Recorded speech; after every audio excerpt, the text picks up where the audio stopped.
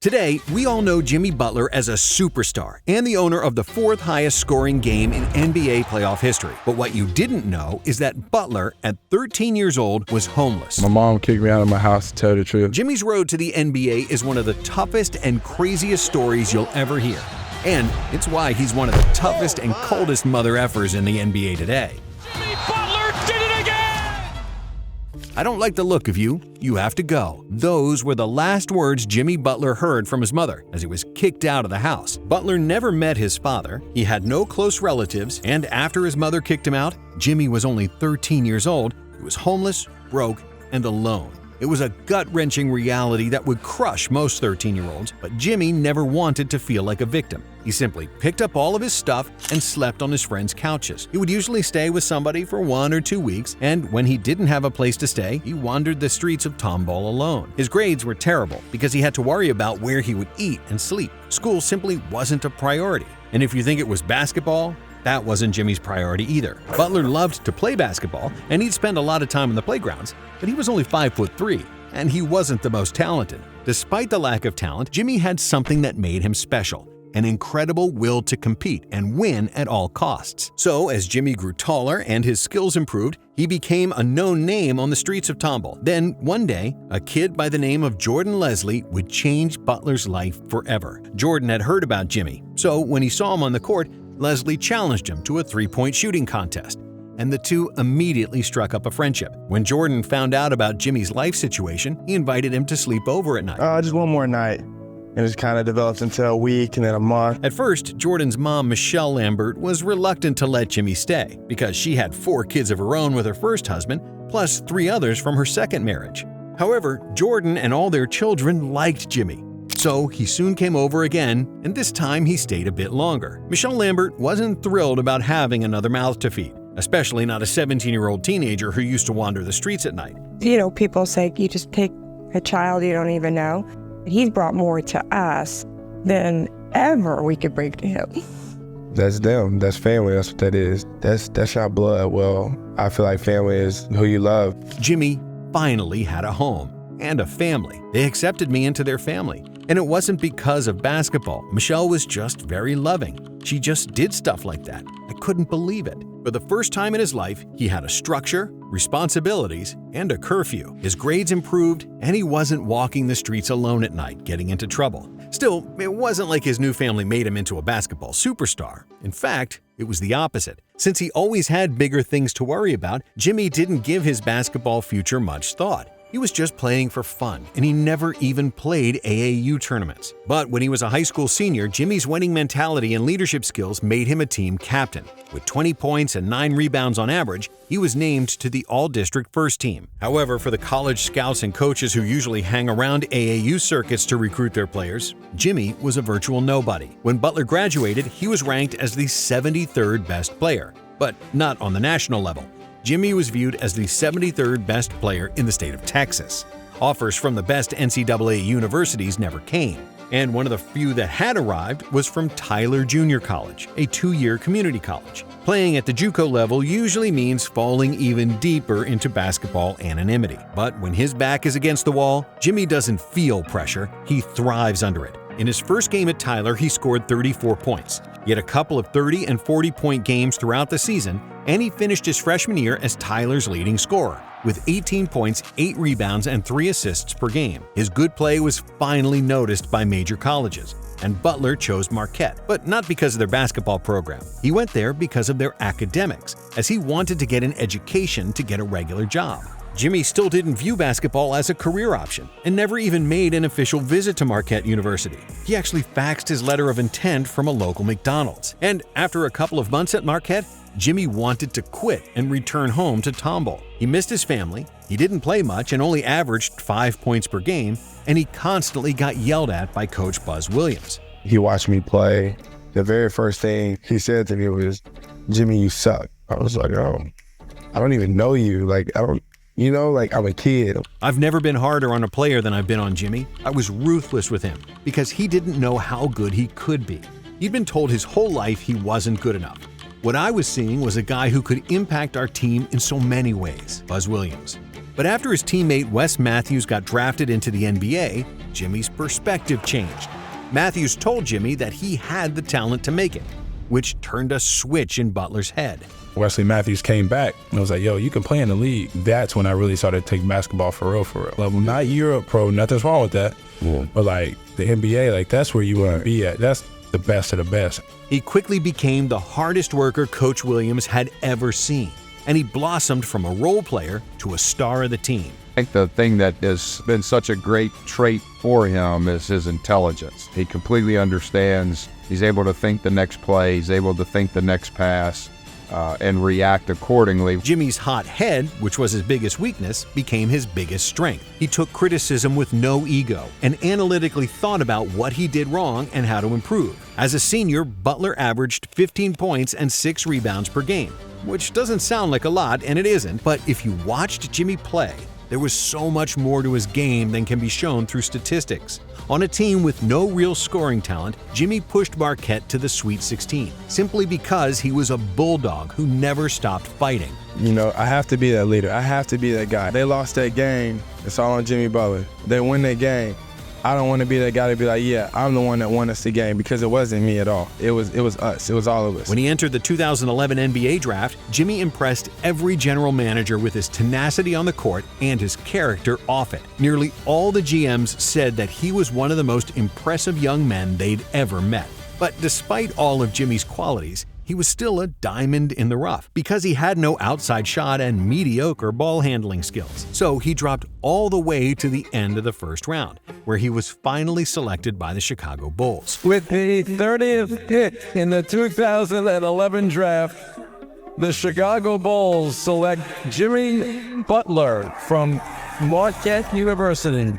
Instantly burst out into tears with my mom, because all the people that tell me that I wouldn't amount to anything, that I wouldn't get my degree, I wouldn't go to college, I couldn't be an NBA player. But more than anything, it was I proved myself right. I could care less about proving them wrong. The Bulls coach, Tom Thibodeau, viewed him as a workhorse and an energy guy with no intention of giving him anything more than garbage time minutes. And just like on all the other stops in his basketball journey, Butler had to scrap, claw, and fight to get ahead. But for a man who was homeless at 13 and had to struggle for everything in his life, Jimmy liked it that way, and he soon proved everybody wrong. When Derrick Rose suffered a terrible injury during the 2012 playoffs, it opened up minutes for Butler at the start of the next season, and he took full advantage of his opportunity. Here comes Butler to the rim. Jimmy played incredible defense. Jimmy Butler with a magnificent defensive play. And made very few mistakes offensively. In the second half of the 2013 season, when Luol Deng got hurt, Jimmy became a starter, playing nearly 43 minutes per game. In the playoffs, the Bulls unexpectedly won a playoff series, and Jimmy was Chicago's leading scorer and their best player in the second round versus the Miami Heat and LeBron James. At that time, Butler proved to be a solid all-around player, but he couldn't create his own shot. Jimmy wasn't a skilled player yet, and his biggest asset was his defense and maximum effort.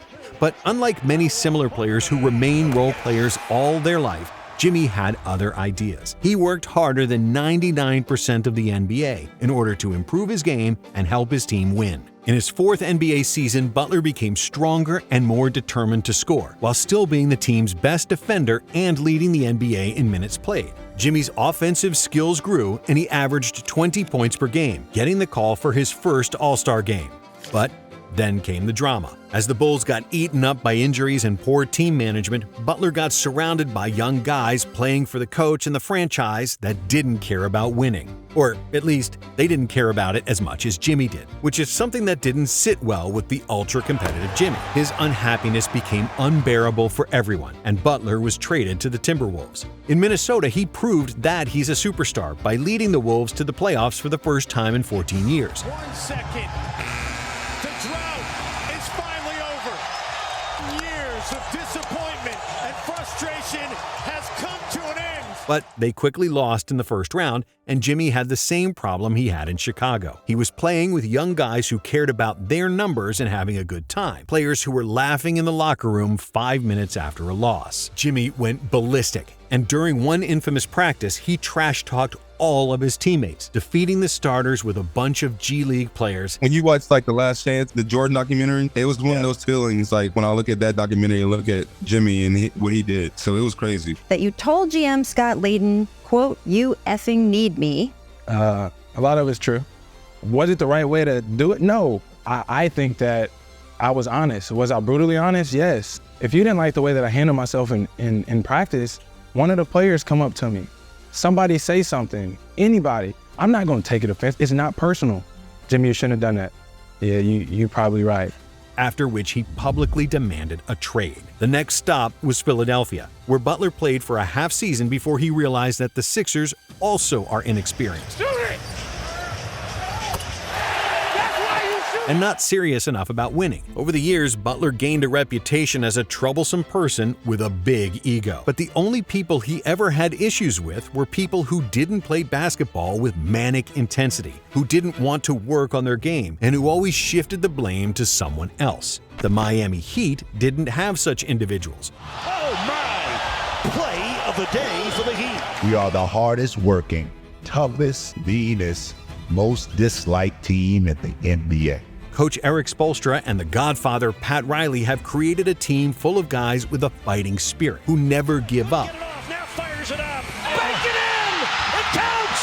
It counts! The Heat win the game! And are completely dedicated to winning. And that's where Jimmy felt right at home. And that's when he reached his final form and shaped his legacy. With Miami, Butler further improved his game, namely his playmaking and scoring versatility. Driving to the hoop was still his trademark, but he also added a reliable floater, a deadly mid-range, and an occasional three-pointer. He also became an excellent playmaker who can find teammates in tight spaces, averaging 6 assists per game. And all of his offense didn't take anything away from his defense, as Jimmy was still doing his usual dirty work. Blocked by Butler.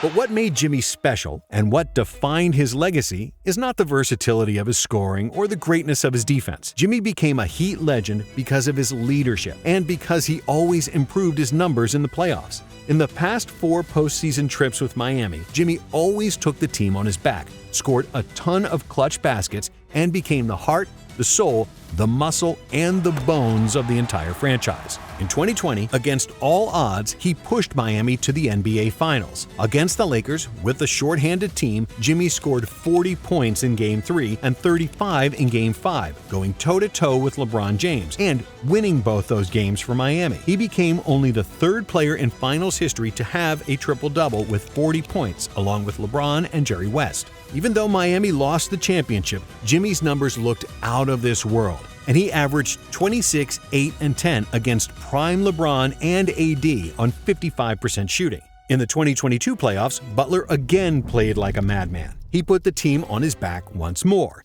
and was dominant throughout all 3 playoff series, crossing the 30-point mark 8 times and 4 times going over 40. Miami was just an inch away from making the NBA Finals again. But with the Heat down by 2 in the last 20 seconds of the Eastern Finals Game 7, Jimmy fired a transition 3 that clunked off the rim. Still, despite the loss, nobody sane could say anything bad about his performance. Not after he scored 47 points in Game 6 and 35 in Game 7, playing for a full 48 minutes. And in 2023, after everybody had written off Miami against the number 1 seeded Milwaukee Bucks, Jimmy Buckets did it again. In Game 4, with Miami down by 12 with 6 minutes left, Butler led a crazy 13-0 run, pushing the Heat to a 119-114 win and a 3-1 lead in the series. Jimmy scored a mind-boggling 56 points, getting buckets in every possible way, and playing one of the best performances the NBA has ever seen. Jimmy Butler has done it again. It was the 4th best scoring playoff game of all time. But Jimmy wasn't done there. In Game 5, he poured in 42 points, including a crazy out-of-bounds clutch play to force the overtime. Like countless times before, he carried the Heat to victory and kicked Milwaukee out of the playoffs. When the Heat made it to the conference finals, ESPN gave them just a 3% chance to beat the Celtics. But once again, Butler proved everybody wrong, leading the Heat to a Game 7 victory and winning the Larry Bird MVP trophy in the middle of Boston. All that anybody could say was, Jimmy effing Butler, you did it again. And even though the Heat lost the finals to a superior Denver team, Jimmy Butler is the people's champion and a true NBA legend.